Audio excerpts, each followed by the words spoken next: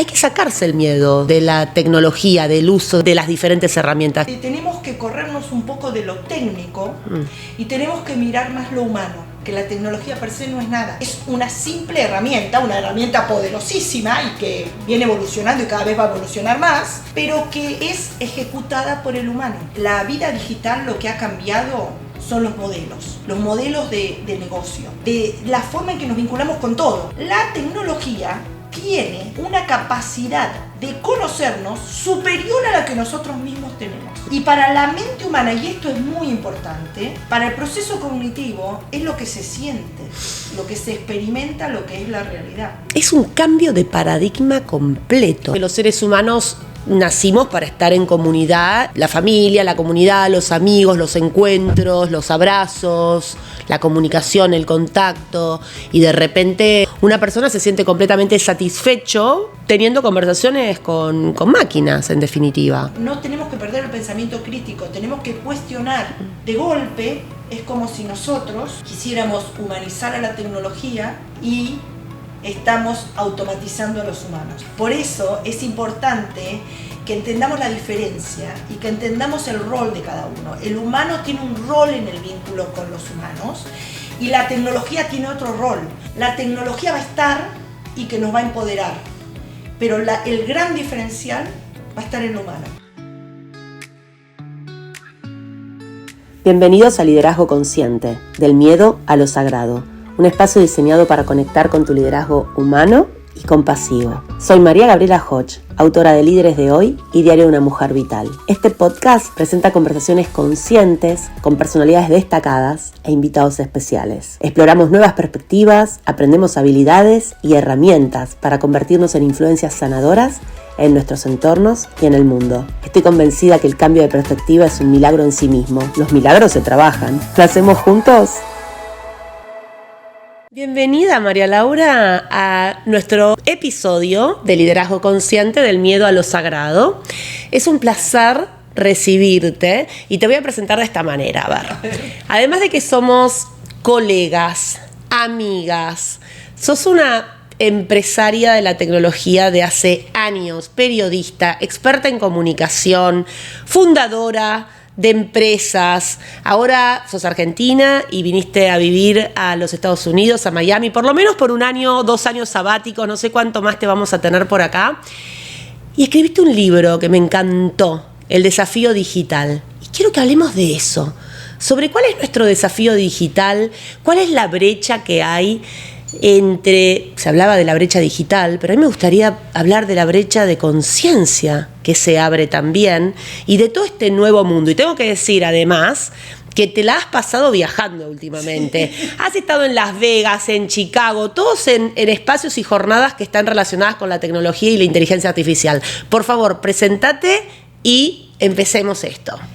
Bueno, en realidad me defino como alguien que yo no soy experta en tecnología, pero soy una persona que está muy cerca de la tecnología siempre, vinculada con la información. Soy una apasionada por la información y desde chica me he interesado en los procesos cognitivos vinculados con cómo nos informamos. Soy periodista de formación y luego empresaria y como una parte de un ciclo de conciencia, como vos decís, escribo este libro después de salir del día a día de mi compañía y comenzar una nueva etapa en mi vida, que es una etapa un poco más dedicada a pensar, dedicada a buscar respuestas o quizás hacer más preguntas que encontrar respuestas, porque creo que estamos en una época de preguntas fundamentalmente y con respuestas que van cambiando todo el tiempo. Y estoy fascinada con esta etapa en mi vida, que es una etapa de mucho abrirme y de mucho aprendizaje. Tiene que ver con haber venido a Estados Unidos, no sé por cuánto tiempo, no sé si será definitivamente mi lugar o no. Hoy lo es, sigue siendo también en mi corazón la Argentina y América Latina, que es el espacio donde siempre he trabajado. ¿Por qué este libro y cómo llego a este libro, ¿no? Leí más interesada en todo el cambio que está pasando en este momento con la tecnología y con los humanos frente a la tecnología. leí más de 100 libros académicos sobre la forma en que nos informamos y las consecuencias que tenemos en la forma en que nos vinculamos en la vida digital con la tecnología y con la información. Y llegué a un momento en que empecé a darme cuenta que faltaba algo para las personas simples y comunes que no somos expertos en tecnología, porque muchas veces me costaba entender, finalmente terminé entendiendo, pero me pareció que estamos en un momento donde tenemos que corrernos un poco de lo técnico y tenemos que mirar más lo humano. Y en ese espacio dije, yo tengo que comunicar esto, todo este aprendizaje que he hecho lo tengo que comunicar de alguna manera. Y me encanta que digas eso, que escribiste un libro que es para prácticamente Doña Rosa, vamos a decir, porque ahora que llegó el ChatGPT, porque de la inteligencia artificial en realidad hace años que muchas empresas están introduciéndolo y trabajando con esa herramienta que por supuesto ha evolucionado infinitamente últimamente y ni me puedo imaginar lo que va a seguir. Y vos me podés decir que estuviste en Las Vegas, en Chicago, etcétera, cómo sigue esto, ¿no? Pero me encanta porque el ChatGPT lo que hizo fue de alguna manera como ampliar la herramienta a cualquier persona que la quiera usar, que todavía no se está usando tanto, pero hay que sacarse el miedo de la tecnología, del uso de la herramienta, de las diferentes herramientas. ¿Qué opinas de eso? Absolutamente. Bueno, en realidad, ¿qué es lo que nos pasa? A ver, el primer concepto tiene que ver con nosotros frente a la tecnología. ¿Cómo es la tecnología? ¿Qué es la tecnología? ¿O qué significa para nuestra vida? Hay dos grandes posturas. Una son los que dicen la tecnología lo va a cambiar todo, lo empodera todo, lo mejora todo, tenemos un futuro increíble y la vida va a ser fantástica.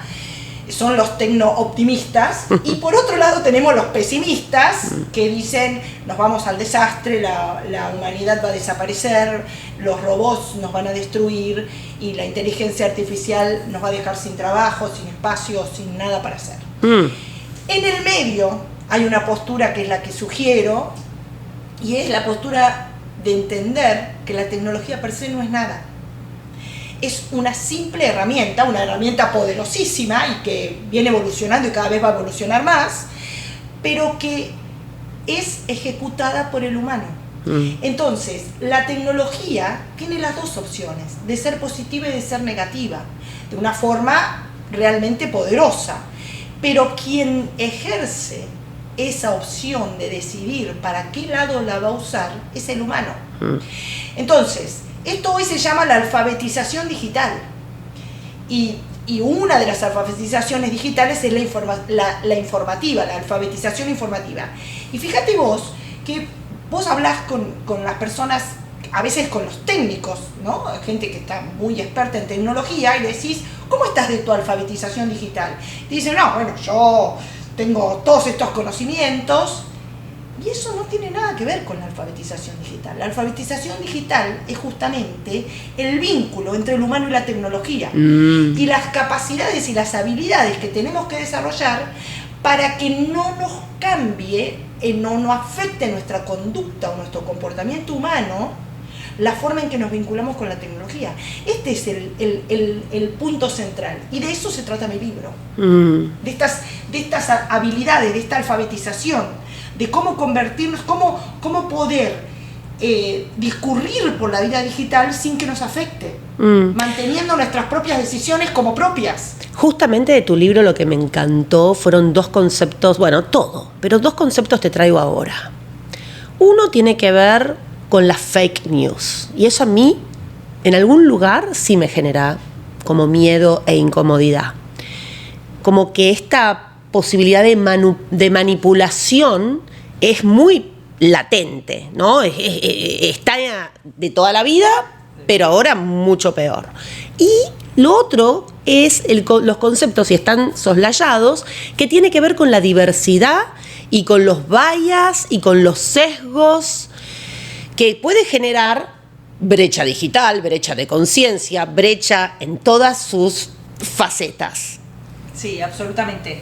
Bueno, al respecto te diría, lo primero, bueno, con respecto a los bias, lo que tenemos que entender es que la vida digital lo que ha cambiado son los modelos de negocio, de la forma en que nos vinculamos con todo, ¿no?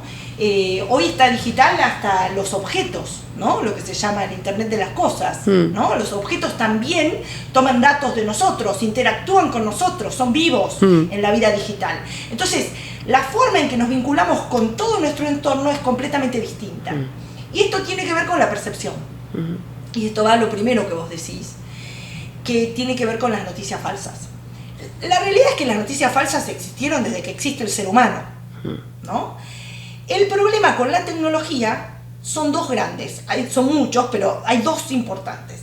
El primero es el potencial de manipulación y el potencial de distribución, la capacidad de rápidamente distribuir y llegar a todos los espacios posibles. Y el otro, como te decía, es el poder de manipulación. ¿Por qué? Porque la tecnología hoy tiene una forma distinta de interactuar. No es unidireccional, es feedback permanente. Yo le doy a la tecnología permanentemente información sobre cómo consumo. Esto tiene que ver con mis conductas, con mis hábitos, información sobre mis gustos, sobre mis creencias, con lo cual la tecnología tiene una capacidad de conocernos superior a la que nosotros mismos tenemos. Y acá está el dato central. Con un poder absolutamente, para lo que quieras, para el bien o para el mal, de manipularnos. Entonces, yo tengo la capacidad de distribuir la información, una capacidad enorme, pero además tengo capacidad de distribuirla en aquellos que son más vulnerables. Con lo cual también las fake news tienen otro tipo de capacidades. Ya no es la noticia falsa per se, sino que es la noticia falsa disparada con un alcance inabordable por el humano y además selectivamente, ¿no? Y esto tiene que ver con lo que te decía recién de la percepción. ¿Qué ha cambiado? Lo primero que tenemos que empezar a preguntarnos, y esto nos lo vamos a tener que hacer a partir de ahora permanentemente. ¿Por qué? Porque las tecnologías actuales, por el grado de infraestructura y el grado de popularidad que tiene ya lo tecnológico y el alcance en nuestro entorno, lo que tienen es un cambio constante y exponencial. Entonces, esta va a ser la dinámica, y frente a esa dinámica vamos a encontrar nuevas tecnologías todo el tiempo. Frente a esto, lo primero que nos tenemos que preguntar es ¿qué cambió? ¿Cuáles son las nuevas reglas de juego? Porque permanentemente lo que cambia son las nuevas reglas de juego. Cada nueva tecnología lo que hace es que derrumba barreras de algo que no se podía hacer antes, pero cuando se derrumban las barreras, el juego cambia y las reglas son nuevas. Y nosotros, el problema que tenemos es que seguimos con la alfabetización que traíamos de la vida, en mi caso, de la vida no digital. Yo era ya adulta cuando llegó la vida digital. De hecho, mi empresa justamente la creo porque veo la posibilidad y la oportunidad que me daba la vida digital. Y ahora estamos en un segundo déjà vu de esto, ¿no? Un nuevo despertar, donde es un nuevo cambio de la tecnología, con la inteligencia artificial, especialmente la generativa. Y esto, lo que nos cambia es la percepción. Y acá voy a esto que vos decías recién de las fake news. Fíjate vos, antes yo veía una foto. Retrotraigámonos a antes de la vida digital. Obviamente se podía adulterar de alguna manera una foto, pero tenías que ser un técnico, un experto, era algo que requería de mucho expertise. Hoy lo puede hacer cualquiera. Yo creo que mi nieto, que tiene 11 años, te puede adulterar una foto, ¿sí? Entonces, antes creíamos a una foto. Era una prueba en un juicio, era una prueba. Claro. Hoy no podemos creer ante una foto. Un video. Antes, un video, lo veíamos en los noticieros, los hechos se filmaban. Filmar los hechos era contundente. Esto era así. Hoy adulterar un video lleva segundos. Y además es accesible a cualquier persona. ¿Por qué? Porque hay apps que son gratuitas. Escribir adulterar una voz son segundos. O hacer un diálogo con un software que escuchó tu voz, que la puede haber escuchado en Instagram, en las redes sociales, ¿sí? La escuchó, 30 segundos necesita de que vos hayas hablado para recrear un diálogo. Y entonces ahora, ¿cómo vamos a crear? ¿Cuáles van a ser las pruebas contundentes de antes? Bueno, esto es lo primero que cambió. En cada caso es distinto. Y lo primero es no creer. Lo segundo es empezar, si queremos saber si eso no es, empezar a buscar otros datos que completen. A mí me gustaría hacer un doble clic en la percepción, porque nombraste varias veces percepción y en nuestro cafecito previo también me hablaste de que este es el kit de la cuestión, la percepción que cada uno tiene al respecto de las cuestiones. ¿A qué te referís? Dame ejemplos concretos. Bueno, vos hablabas de que estuve en Las Vegas hace poquito y en realidad fui a una convención, a una feria que es sobre la industria audiovisual. Y es una de las industrias que más está cambiando. Y, por ejemplo, veía, ¿no? Bueno, esto que te digo de los audios, ¿no? Pero, por ejemplo, veía un cartel donde una persona pasa, había una zapatilla, pasa la persona y ve la zapatilla puesta en sí mismo.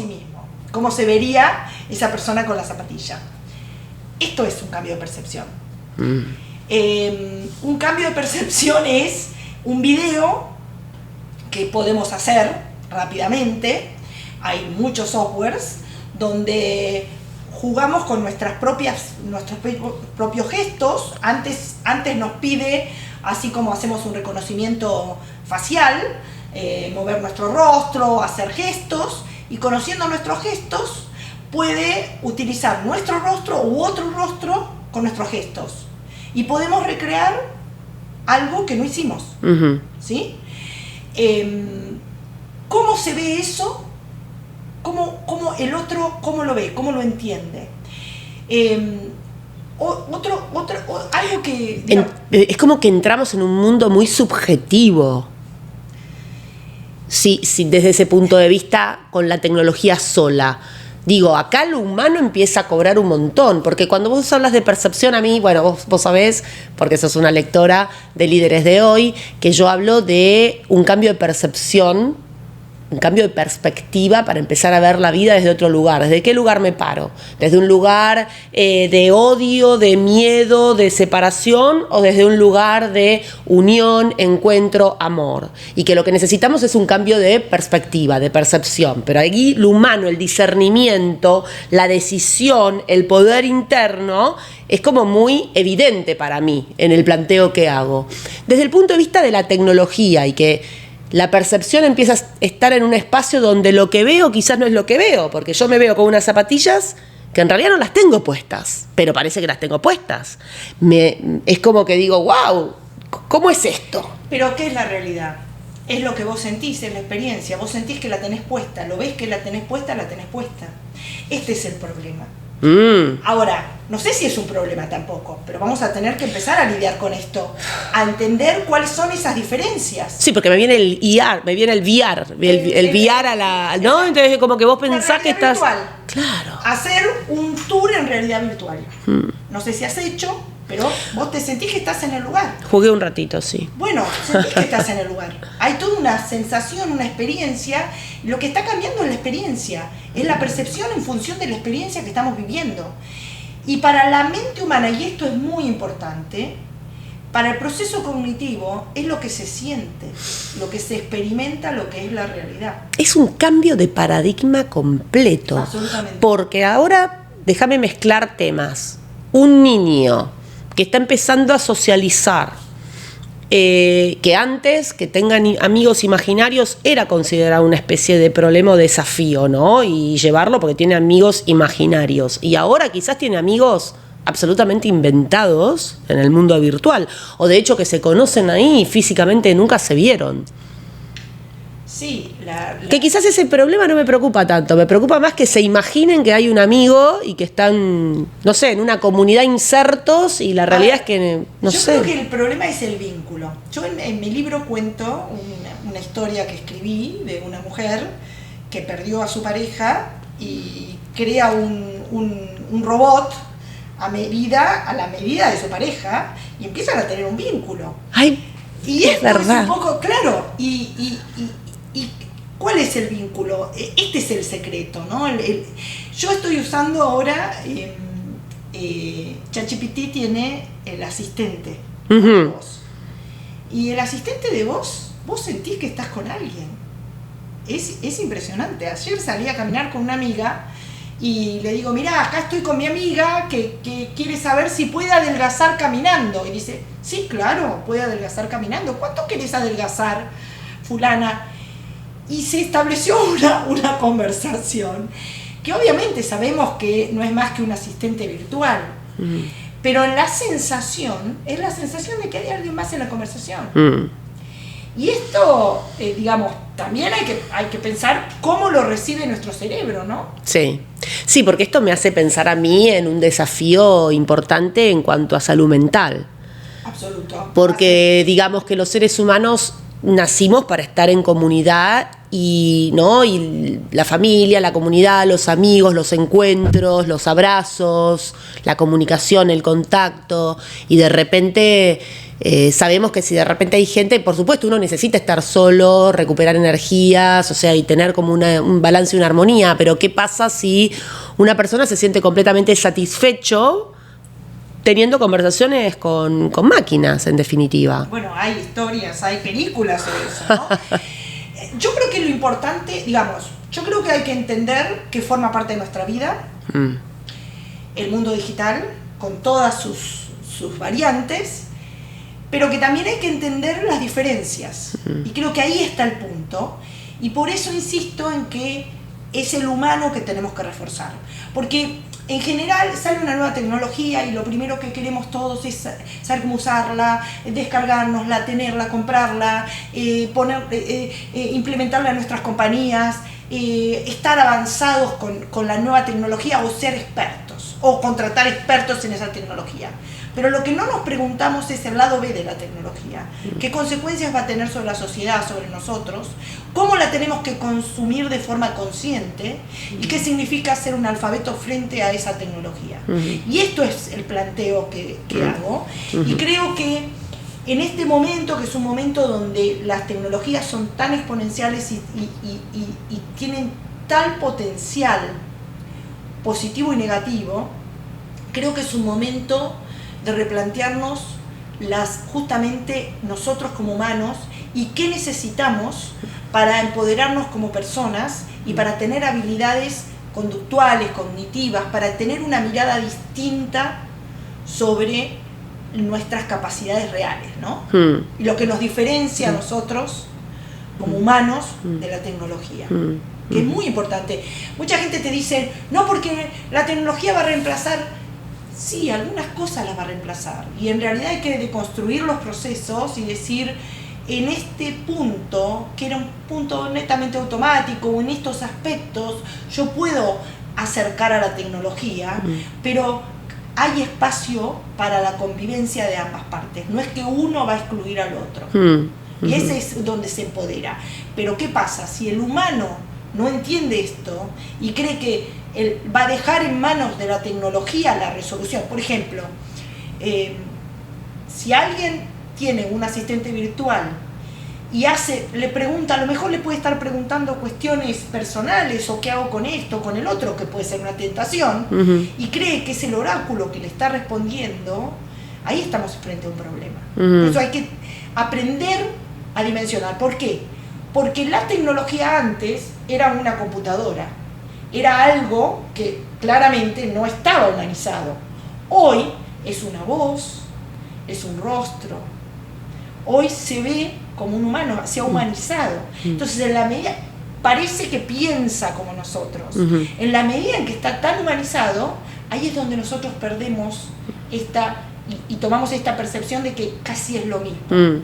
Como me decías en nuestro cafecito previo, de alguna manera tener en cuenta que la máquina alucina. Sí, la máquina alucina porque las personas alucinamos. Déjame que te explique qué es la alucinación, porque mucha gente cree que la alucinación tiene que ver con alguna droga o con algo que también, ¿no? O una medicina. No, la alucinación forma parte del proceso cognitivo, porque lo que tenemos es que entender cómo funciona el proceso cognitivo, porque la tecnología está basada, y sobre todo las nuevas tecnologías, están basadas en nuestro proceso cognitivo. En el proceso cognitivo nosotros lo que tenemos es que la mente está desarrollada para que tenga todos los elementos de una historia. La historia tiene que ser lineal, tiene que estar completa. Si yo tengo gaps, tengo vacíos o lagunas en una historia, el cerebro se ocupa de completarlos. Y esto se le llaman alucinaciones. ¿Qué pasa? Nosotros convivimos con eso. A veces lo hemos visto en películas, ¿no? De juicios donde 3 testigos frente a una misma situación muchos vieron lo mismo, pero cada uno vio una cosa distinta en algún momento. Y eso posiblemente sean alucinaciones. Entonces, o porque completaron la historia, o alguno vio algo que el otro no vio, pero completó con otra cosa. Y esto, la tecnología también lo tiene. ¿Por qué? Porque está construido de la misma forma, tiene que completar la historia. Y esto en ChatGPT se ve mucho, en todos los generativos se ve mucho, se completa una historia, lo que falta, con una alucinación. Ahora, ¿qué pasa? Nosotros no tenemos cómo descubrirlo, porque nosotros creemos en esto que nos trae la tecnología. ¿Qué es esto que te digo?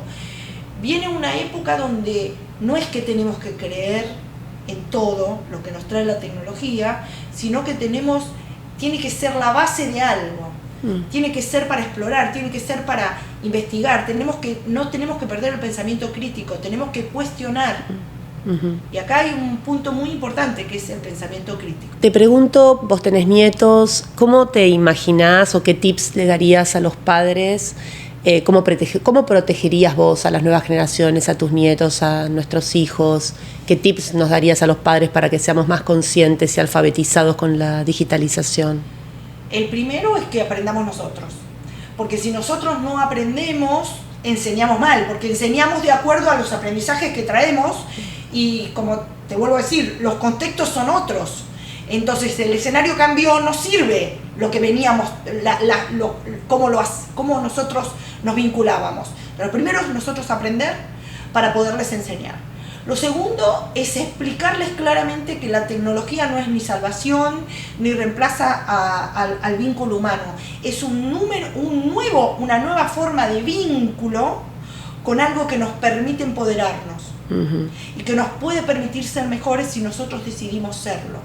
Pero que el humano, y este humano hay que trabajarlo y hay que hacerlo evolucionar para que pueda vincularse con la tecnología desde un lugar que es el humano el que hace y no la tecnología el que hace al humano. ¿Sí? Hay un escritor francés, un filósofo francés que me gusta mucho, que dice: de golpe es como si nosotros quisiéramos humanizar a la tecnología y estamos automatizando a los humanos. Ay, que sí. no nos pase eso. Amo eso. Porque esto es un poco lo que nos está pasando, ¿no? Absolutamente. O sea, queremos que la tecnología nos hable como un humano. Nosotros lo humanizamos, todo, le ponemos nombres, le contamos cosas, le decimos cómo nos sentimos, casi que le preguntamos cómo te sentís hoy. Y en realidad ellos no sienten. No, por eso es importante que entendamos la diferencia y que entendamos el rol de cada uno. El humano tiene un rol en el vínculo con los humanos y la tecnología tiene otro rol. No podemos querer cambiar unos por otros, ¿no? Y sí, vamos a ser mucho más evolucionados en la medida en que sigamos profundizando nuestros vínculos humanos y que mejoremos el vínculo con la tecnología. Que vuelvo a decir, no tiene que ver con cómo usar la tecnología, es la forma técnica del vínculo con la tecnología. Yo hablo del vínculo humano hacia la tecnología. Total, me encanta. Lau, ¿qué características tienen que tener los líderes de hoy? Bueno, escuchar, algo que a mí me cuesta mucho pero sí, escuchar, estar atentos a estos cambios y volver, es esta cuestión de la sustracción, ¿no? Estamos en un mundo que hay tanta información que tenemos que sustraernos a lo humano y replantearnos desde lo humano. O sea, en la medida en que nosotros, por ejemplo, ¿no? Un líder de una compañía, vamos a implementar nuevas tecnologías, todos nos sentimos muy compenetrados con esto, necesitamos competir y ser mejores, innovar, etcétera, etcétera. Si nosotros no miramos el humano que va a ejecutar todo eso, nosotros estamos perdiendo algo muy importante. Si nosotros no vemos cómo capacitar y cómo mejorar los vínculos humanos dentro de nuestras compañías, ahí estamos perdiendo algo, ¿sí? Y que además va a ser el gran diferencial. Yo creo que la tecnología va a estar y que nos va a empoderar, pero el gran diferencial va a estar en lo humano. Empoderamiento, conciencia y sanación, ¿no? Cómo ser líderes más humanos, compasivos y conscientes, que eso, por más que se lo preguntemos a ChatGPT o querramos que el Internet de las cosas y la inteligencia artificial nos lo dé, en eso la sabiduría está en nosotros. Claro, pero quizás vos lo decís así, hay gente que piensa hay que hacer irse a una montaña, alejarse del mundo, etcétera, etcétera. No, líderes conscientes con tecnología, pero la conciencia es darle el lugar a la tecnología que tiene, incluso el lugar poderoso que tiene, aceptarlo, vincularse desde ese lugar y entender el lugar de nosotros mismos como humanos y de los vínculos humanos que nosotros tenemos que entablar. Y esto es, ¿no? Me encanta. Lau, te cierro preguntándote, ¿cuál te parece que es el camino del miedo a lo sagrado en la era de la inteligencia artificial y de este cambio paradigmático? Bueno, hace poquito, hoy te contaba, hace poquito estuve en un viaje que yo le llamé mi viaje de los 5 sentidos. En realidad fue un viaje con amigos a un lugar maravilloso donde nos conectamos con los 5 sentidos sin quererlo, porque ocurrió naturalmente por la naturaleza que había, por el arte que había, por los olores, los sabores. Y yo creo que es reconectarnos. El miedo justamente es algo que nos paraliza y nos pone como una barrera de conectarnos con nosotros mismos, ¿no? Con nuestra esencia natural. Y creo que lo sagrado es la esencia natural. Y creo que en la medida en que no podemos, lo mejor que podemos hacer es tratar de conectarnos con lo más esencial de la vida, con los 5 sentidos en algún lugar, como para volver a reconectarnos, para derribar ese miedo, ¿no? Derribar esa barrera. Lo acabo de hacer, ¿no? Digo, no lo hice buscándolo, lo encontré y dije, wow, no porque lo estuviese necesitando, pero me evolucionó como persona. O sea, creo que me reconecté desde otro lugar, ¿no? Desde un entorno distinto, ¿no? Ya no con tecnología, ¿no? El entorno de las sensaciones naturales, de las verdaderas, bueno, verdadero no diría, ¿no? De las esenciales. Ay, hermoso, hermoso. Me parece que justamente una de las cosas que siempre digo, que para cuando uno está en una reacción emocional, que 1000 veces estamos en reacciones emocionales o automatizadas, etcétera, que una manera es la pausa. Y esa pausa nos conecta con los 5 sentidos. Amé tu experiencia. Muchísimas gracias, Lau, por esta oportunidad, por este encuentro aquí para ser líderes más conscientes y transitar esto del miedo a lo sagrado. No. Gracias a todos. Gracias, Tizi.